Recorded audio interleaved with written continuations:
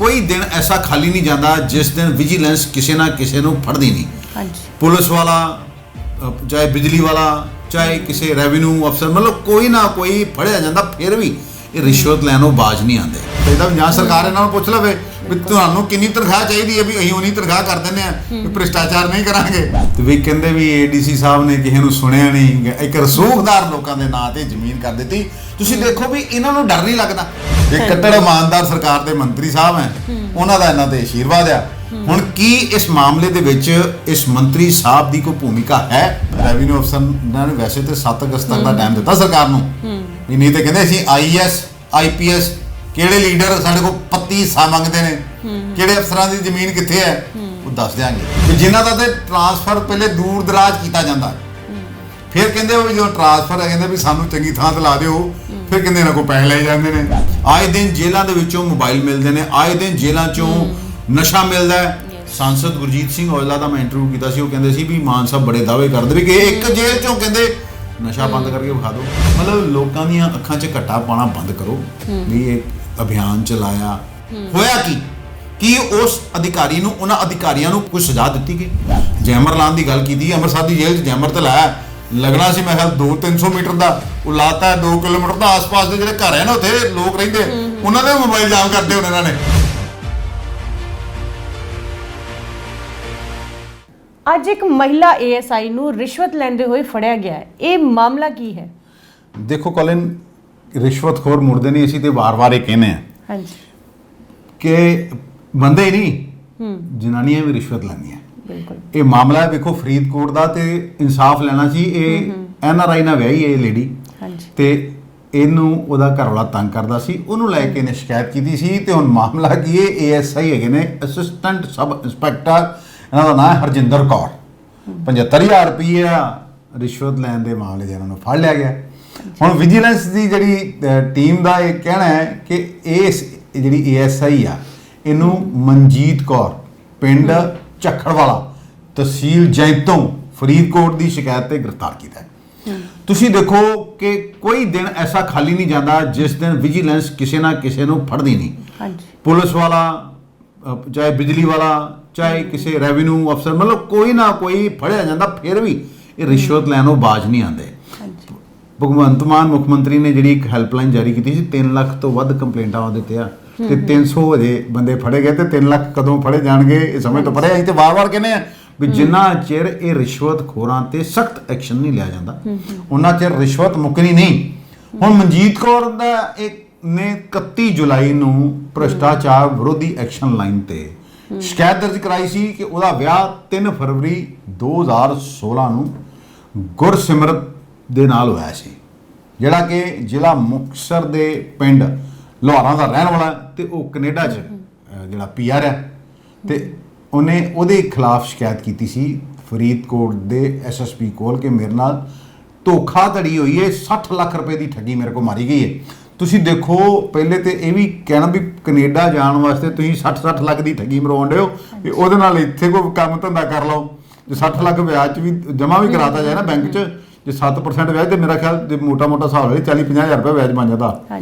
ਤੇ ਹੁਣ ਇਹਨਾਂ ਨੇ ਮੈਡਮ ਨੇ ਸ਼ਿਕਾਇਤ ਜਦੋਂ ਕੀਤੀ, ਤੇ ਸ਼ਿਕਾਇਤ ਦੀ ਜ਼ਿੰਮੇਵਾਰੀ ਜਾਂਚ ਇਨਵੈਸਟੀਗੇਸ਼ਨ ਦੀ ਲਾਤਾ ਅਫਸਰ ਏਐਸਆਈ ਹਰਜਿੰਦਰ ਕੌਰ ਨੂੰ। ਤੇ ਹਰਜਿੰਦਰ ਕੌਰ ਨਹੀਂ ਕਹਿੰਦੇ ਵੀ ਇਨਸਾਫ ਤੇ ਤਾਂ ਮਿਲੂਗਾ, ਤੂੰ ਬੀਬੀ ਉੱਥੇ 60 ਲੱਖ ਦੇ ਸਕਦੀ ਆ, ਤੇ ਮੇਰੀ ਵੀ ਜੇਬ 'ਚ ਕੁਝ ਪਾਣਾ ਫਿਰ ਹੁਣ। ਫਿਰ ਉਹ ਕਹਿੰਦੇ ਵੀ 75,000 ਰੁਪਇਆ ਪਹਿਲੇ ਲਿਆ, ਤੇ ਹੁਣ ਕਹਿੰਦੀ ਹੈ ਵੀ ਮੈਨੂੰ ਕਹਿੰਦੀ ਲੱਖ ਹੋਰ ਦੇ, ਤੇ ਫਿਰ ਤੇਰੇ ਮੈਂ ਪਰਚਾ ਦਰਜ ਕਰੂੰ ਤੇਰੇ ਘਰ ਵਾਲੇ ਦੇ ਖਿਲਾਫ। ਤੇ ਉਹ ਹੁਣ ਪੈਸੇ ਦੇ ਦੇ ਕੇ ਥੱਕ ਗਈ ਵਿਚਾਰੀ। ਪਹਿਲੇ 60 ਲੱਖ ਉੱਥੇ ਭਰਿਆ, 75,000 ਇਹਨੂੰ ਦੇਤਾ, ਤੇ ਲੱਖ ਹੋਰ ਮੰਗੀ ਜਾਂਦੀ ਹੈ। ਤੇ ਇਹਦੇ ਨਾਲ ਉਹਨੇ ਨਾਲ ਰਿਕਾਰਡਿੰਗ ਕਰਦੀ ਰਹੀ, ਸਬੂਤ ਇਕੱਠੇ ਕਰਦੀ ਰਹੀ, ਤੇ ਉਹਨਾਂ ਵਿਜੀਲੈਂਸ ਨੂੰ ਦੇਤਾ। ਤੇ ਵਿਜੀਲੈਂਸ ਨੇ ਕੀਤੀ ਜਾਂਚ, ਪਾਇਆ ਇਹ ਸਹੀ ਹੈ, ਤੇ ਹੁਣ ਮਾਮਲਾ ਦਰਜ ਹੋ ਗਿਆ ਭ੍ਰਿਸ਼ਟਾਚਾਰ ਐਕਟ ਦੇ ਖਿਲਾਫ। ਤੇ ਇਹ ਏਐਸਆਈ ਮਹਿਲਾ ਸਾਹਿਬ ਨੂੰ ਫੜ ਲਿਆ। ਹੁਣ ਕੀ ਆਪ ਇਨਵੈਸਟੀਗੇਸ਼ਨ ਕਰਦੇ ਸੀਗੇ, ਆਪ ਇਨਵੈਸਟੀਗੇਸ਼ਨ ਅਫਸਰ ਸੀਗੇ, ਕੋਈ 2-4 ਸਿਪਾਹੀ ਸਲੂਕ ਵੀ ਮਾਰਦੇ ਹੋਣੇ ਆ, ਤੇ ਹੁਣ ਬੀਬੀ ਜੀ ਨੂੰ ਆਪ ਜਾਣਾ ਪਏਗਾ ਉੱਥੇ ਜੇਲ੍ਹ ਦੇ ਵਿੱਚ। ਤੇ ਸਮਝ ਤੋਂ ਬਾਹਰ ਹੈ, ਆਪਣੀ ਇਹਨਾਂ ਦੀ ਤਨਖਾਹ ਵੀ ਮੈਂ 80-90,000 ਲੱਖ ਤੋਂ ਘੱਟ ਨਹੀਂ ਹੋਣੀ। ਤੇ ਇਹਨਾਂ ਨੂੰ ਆਪ ਸਮਝਣਾ ਚਾਹੀਦਾ ਵੀ ਜਾਂ ਸਰਕਾਰ ਇਹਨਾਂ ਨੂੰ ਪੁੱਛ ਲਵੇ ਵੀ ਤੁਹਾਨੂੰ ਕਿੰਨੀ ਤਨਖਾਹ ਚਾਹੀਦੀ ਹੈ, ਵੀ ਅਸੀਂ ਉਨੀ ਤਨਖਾਹ ਕਰ ਦਿੰਦੇ ਆ, ਵੀ ਭ੍ਰਿਸ਼ਟਾਚਾਰ ਨਹੀਂ ਕਰਾਂਗੇ। ਜਦ ਲੋਕਾਂ ਨੂੰ ਬਦਲਾਵ ਕੱਟੜ ਇਮਾਨਦਾਰ ਸਰਕਾਰ ਇਹ ਕਹਿ ਕੇ ਆਈ ਸੀ ਵੀ ਅਸੀਂ ਭ੍ਰਿਸ਼ਟਾਚਾਰ ਤੇ ਨੱਥ ਪਾਵਾਂਗੇ। ਹਾਂਜੀ। ਪਰ ਤੁਸੀਂ ਦੇਖੋ 1.5 ਸਾਲ ਹੋਣ ਲੱਗਿਆ ਸਰਕਾਰ ਬਣੀ ਨੂੰ। ਹਾਂਜੀ। ਤੇ ਭ੍ਰਿਸ਼ਟਾਚਾਰ ਫੜੀ ਵੀ ਜਾ ਰਿਹਾ ਪਰ ਮੁੱਕਣ ਦੇ ਨਾਲ ਨਹੀਂ ਲੈਂਦਾ ਭ੍ਰਿਸ਼ਟਾਚਾਰ। ਬਿਲਕੁਲ ਸਰ।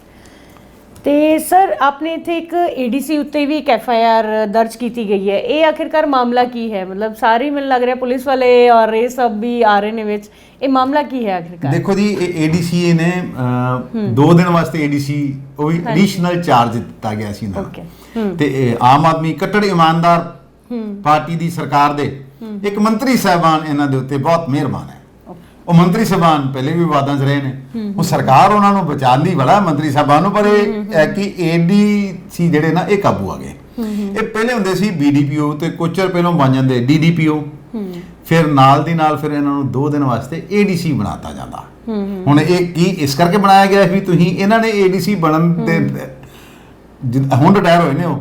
ਹਾਂਜੀ। ਤੇ 100 ਏਕੜ ਜ਼ਮੀਨ, ਕੋਈ 100 ਗਜ ਨਹੀਂ, 100 ਏਕੜ 100 ਕਿੱਲਾ ਜ਼ਮੀਨ ਪੰਚਾਇਤ ਦੀ। ਇਹ ਪਿੰਡ ਹੈਗਾ ਜੇ ਰਸੂਖਦਾਰ ਲੋਕਾਂ ਨੂੰ ਫਾਇਦਾ ਹੋਵੇ, ਪਿੰਡ ਗੋਲ ਤੇ ਬਲਾਕ ਹੈਗਾ ਜੇ ਨਰੋਟ ਜੈਮਲ ਸਿੰਘ ਦੇ ਪਠਾਨਕੋਟ ਦੀ ਇਹ ਘਟਨਾ ਜੇ। ਤੇ ਵੀ ਕਹਿੰਦੇ ਵੀ ਏਡੀਸੀ ਸਾਹਿਬ ਨੇ ਕਿਸੇ ਨੂੰ ਸੁਣਿਆ ਨਹੀਂ, ਇੱਕ ਰਸੂਖਦਾਰ ਲੋਕਾਂ ਦੇ ਨਾਂ ਤੇ ਜ਼ਮੀਨ ਕਰ ਦਿੱਤੀ।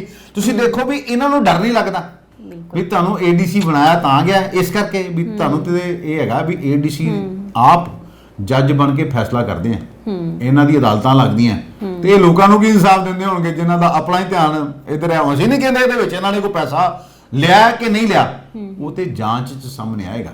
ਪਰ ਜਿਹੜੇ ਚੀਫ ਸੈਕਟਰੀ ਨੇ ਪੰਜਾਬ ਦੇ ਅਨੁਰਾਗ ਵਰਮਾ, ਉਹਨਾਂ ਨੇ ਇੱਕ ਰੈਵਨਿਊ ਡਿਪਾਰਟਮੈਂਟ ਨੂੰ ਚਿੱਠੀ ਵੀ ਜਾਰੀ ਕਰਤੀ, ਵੇਖਿਓ ਵੀ ਬੰਦੇ ਨੂੰ ਭੱਤੇ ਨਾ ਜਾਰੀ ਕਰ ਦਿਓ, ਇਹਦੇ ਕੋਲ ਹਿਸਾਬ ਲੈਣਾ ਇਹਦਾ ਕਿੰਨੇ ਪੈਸੇ ਆ, ਵੀ ਕਿੱਦਾਂ ਇਹਨੇ ਜ਼ਮੀਨ ਦਿੱਤੀ। ਤੇ ਹੁਣ ਇਹ ਮਾਮਲਾ ਜਿਹੜਾ ਸੁਰਖੀਆਂ 'ਚ ਹੈ। ਹੁਣ ਏਡੀਸੀ ਸਾਹਿਬ ਕੁਲਦੀਪ ਸਿੰਘ ਇਹਨਾਂ ਦਾ ਨਾਂ ਹੈ, ਹੁਣ ਇਹਨਾਂ ਨੂੰ ਗ੍ਰਿਫਤਾਰੀ ਇਹਨਾਂ ਦੀ ਕਦੋਂ ਹੋਏਗੀ, ਕਦੋਂ ਇਹਨਾਂ ਦੀ ਜਾਂਚ ਹੋਏਗੀ, ਕਦੋਂ ਅਦਾਲਤ ਵੱਲੋਂ ਉਹਨਾਂ ਨੂੰ ਦੋਸ਼ੀ ਕਰਾਰ ਦਿੱਤਾ ਜਾਏਗਾ, ਇਹ ਸਾਰੀ ਇੱਕ ਲੰਬੀ ਪ੍ਰਕਿਰਿਆ ਦਾ ਹਿੱਸਾ ਹੈ। ਪਰ ਫਿਲਹਾਲ ਇਹ ਏਡੀਸੀ ਸਾਹਿਬ ਫਸ ਗਏ ਨੇ। ਜਿਵੇਂ ਮੈਂ ਤੁਹਾਨੂੰ ਦੱਸਿਆ ਵੀ ਆਮ ਆਦਮੀ ਪਾਰਟੀ ਦੇ ਇੱਕ ਮੰਤਰੀ ਜਿਹੜੇ ਪਹਿਲੇ ਵੀ ਵਿਵਾਦਾਂ 'ਚ ਰਹਿ ਚੁੱਕੇ ਹਨ, ਉਹਨਾਂ ਦਾ ਆਸ਼ੀਰਵਾਦ ਆ ਇਸ ਏਡੀਸੀ ਤੇ ਉਹਨਾਂ ਦੇ ਆਸ਼ੀਰਵਾਦ ਦੇ ਨਾਲ ਹੀ ਇਹਨਾਂ ਨੂੰ ਏਡੀਸੀ ਬਣਾਇਆ ਗਿਆ ਸੀ, ਐਡੀਸ਼ਨਲ ਚਾਰਜ ਦਿੱਤਾ ਗਿਆ ਸੀ। ਤੇ ਜੁਲਾਈ 'ਚ ਮਾਮਲਾ ਸਾਹਮਣੇ ਆਇਆ ਸੀ ਵੀ ਕਿੱਦਾਂ ਇਹਨਾਂ ਨੇ ਆਪਣੇ 2 ਦਿਨ ਵਾਸਤੇ ਏਡੀਸੀ ਬਣੇ, 100 ਏਕੜ ਜ਼ਮੀਨ ਵੀ ਭਾਈ ਸਾਨੂੰ ਵੀ ਕੋਈ 1.5 ਏਕੜ ਦੇ ਦਿਓ, ਸਾਨੂੰ ਵੀ ਬੜੀ ਲੋੜ ਆ। ਪਰ ਚਲੋ ਇਹ ਕੱਟੜ ਇਮਾਨਦਾਰ ਸਰਕਾਰ ਦੇ ਮੰਤਰੀ ਸਾਹਿਬ ਹੈ, ਉਹਨਾਂ ਦਾ ਇਹਨਾਂ ਤੇ ਆਸ਼ੀਰਵਾਦ ਆ। ਹੁਣ ਕੀ ਇਸ ਮਾਮਲੇ ਦੇ ਵਿੱਚ ਇਸ ਮੰਤਰੀ ਸਾਹਿਬ ਦੀ ਕੋਈ ਭੂਮਿਕਾ ਹੈ ਕਿ ਨਹੀਂ ਹੈ, ਇਹ ਤੇ ਜਾਂਚ ਤੋਂ ਬਾਅਦ ਪਤਾ ਲੱਗੇਗਾ। ਅਸੀਂ ਨਹੀਂ ਕਹਿੰਦੇ ਵੀ ਮੰਤਰੀ ਸਾਹਿਬ ਨੇ ਇਹਨਾਂ ਕੋਈ ਲੈਣਾ ਦੇਣਾ, ਕੋਈ ਹੱਟੀ ਸੱਟੀ ਲਾਈ ਵੀ ਤੂੰ 100 ਏਕੜ ਦੇ ਦੇ ਨਾ ਦੇ ਦੇ। ਹੁਣ ਇਹਦੇ ਪੁੱਛ-ਗਿੱਛ ਹੋਏਗੀ, ਫਿਰ ਦੱਸਣਗੇ ਨਾ ਵੀ ਭਾਈ ਸਾਹਿਬ ਵੀ ਤੁਹਾਨੂੰ ਕਿਹੜੀ ਦੀ ਮਜਬੂਰੀ ਸੀ ਵੀ 2 ਦਿਨ ਲਈ ਤੁਹਾਨੂੰ ਏਡੀਸੀ ਬਣਾਇਆ ਗਿਆ ਤੇ ਤੁਸੀਂ 2 ਦਿਨਾਂ 'ਚ ਹੀ ਬੰਦੇ ਨੂੰ ਕਹਿੰਦੇ ਵੀ ਜਾ 100 ਏਕੜ ਇੱਕ ਸੈਨ ਮਾਰੇ ਵੀ ਚੱਲ। ਇਹ ਸਮਝਾਣਾ ਵੀ ਕੋਈ ਪਤਾ ਨਹੀਂ ਲੱਗਦਾ।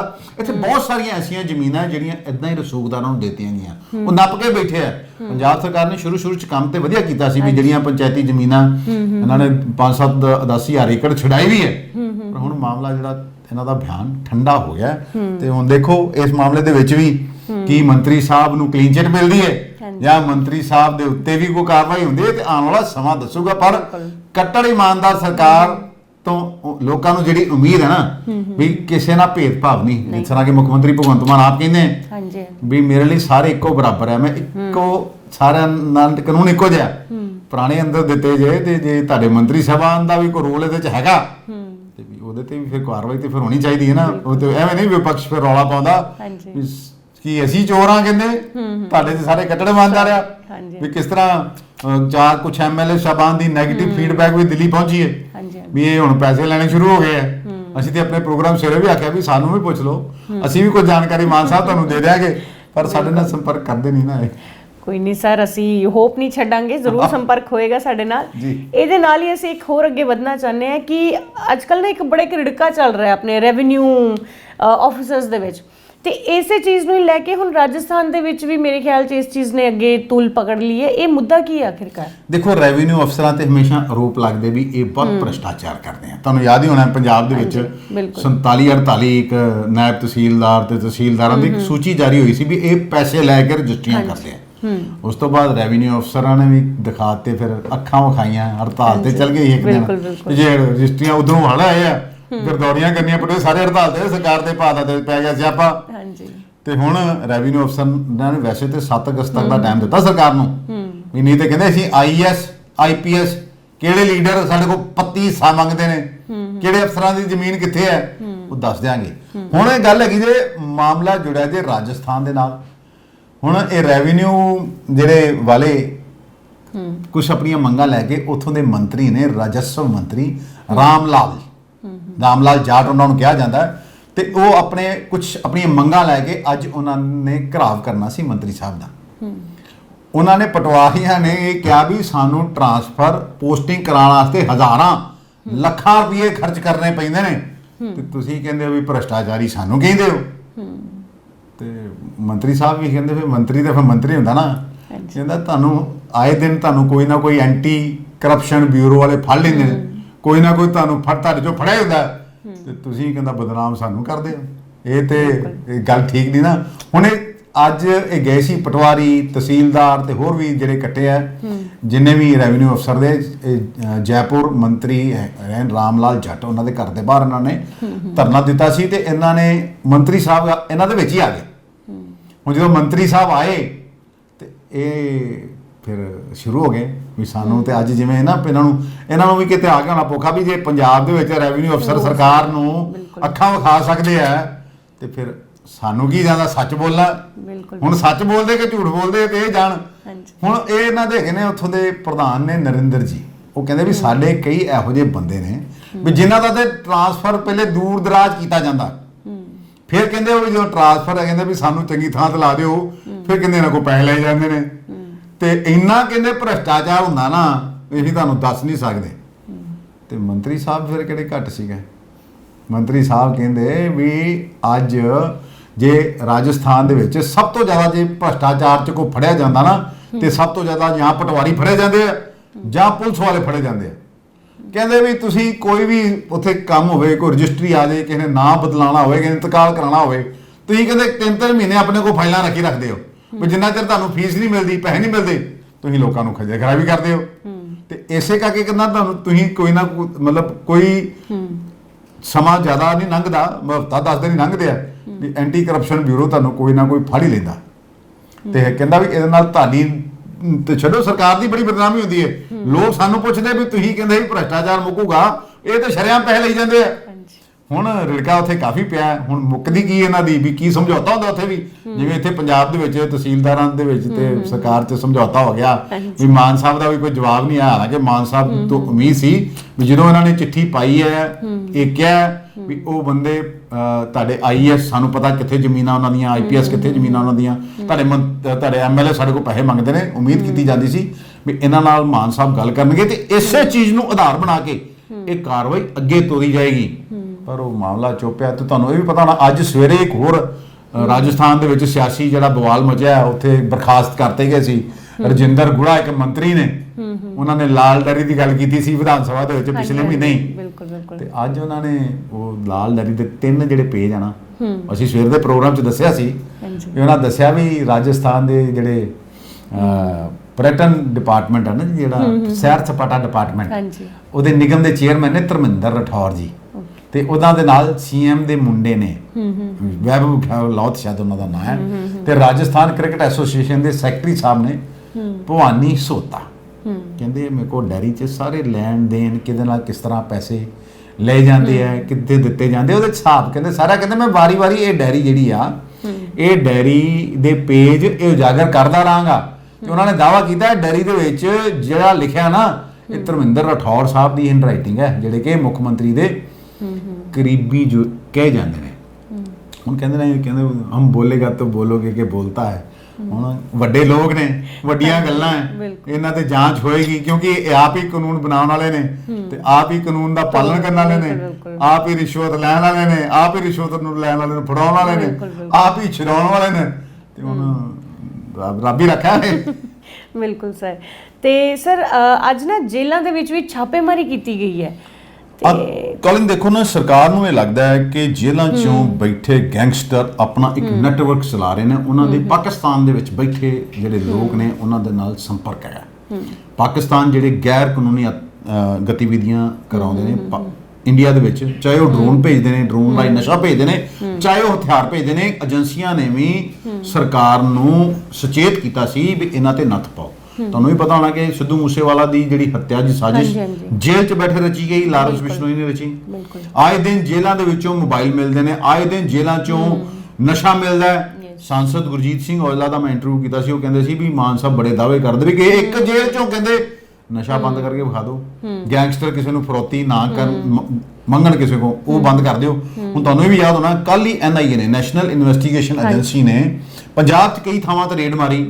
ਉਹ ਕਿਹਾ ਉਹ ਵੀ ਗੈਂਗਸਟਰਾਂ ਤੇ ਅੱਤਵਾਦੀਆਂ ਦੇ ਵਿਚਕਾਰ ਨਾਲ ਜਿਹੜੇ ਦੜੇ ਸੱਟੇ ਕਾਰੋਬਾਰੀ ਹੈ, ਅਸੀਂ ਇਹ ਕਵਾਂਗੇ ਸਰਕਾਰ ਨੂੰ ਵੀ ਦੜਾ ਸੱਟਾ ਕਾਰੋਬਾਰ ਜਿਹੜਾ ਕਰਦਾ ਹੈ ਨਾ, ਕਰੋੜਾਂ ਰੁਪਏ ਦਾ ਕਾਰੋਬਾਰ ਹੋ ਰਿਹਾ ਹਰ ਮਹੀਨੇ, ਸਰਕਾਰ ਨੂੰ ਤੇ ਕੱਖ ਨਹੀਂ ਮਿਲਦਾ, ਤੇ ਇਹ ਫੰਡਿੰਗ ਜਿਹੜੀ ਹੈ ਸਾਰੀ ਗੈਂਗਸਟਰਾਂ ਹੁੰਦੀ, ਤੇ ਗੈਂਗਸਟਰਾਂ ਦੇ ਮਾਧਿਅਮ ਤੋਂ ਇਹ ਫੰਡਿੰਗ ਅੱਤਵਾਦੀਆਂ ਨੂੰ ਹੁੰਦੀ ਹੈ। ਦੜਾ ਸੱਟਾ ਕਾਰੋਬਾਰੀ ਵਾਲਿਆਂ ਦੇ ਉੱਤੇ ਵੀ ਨਕੇਲ ਸਰਕਾਰ ਨੂੰ ਕੁਛਣੀ ਚਾਹੀਦੀ ਹੈ।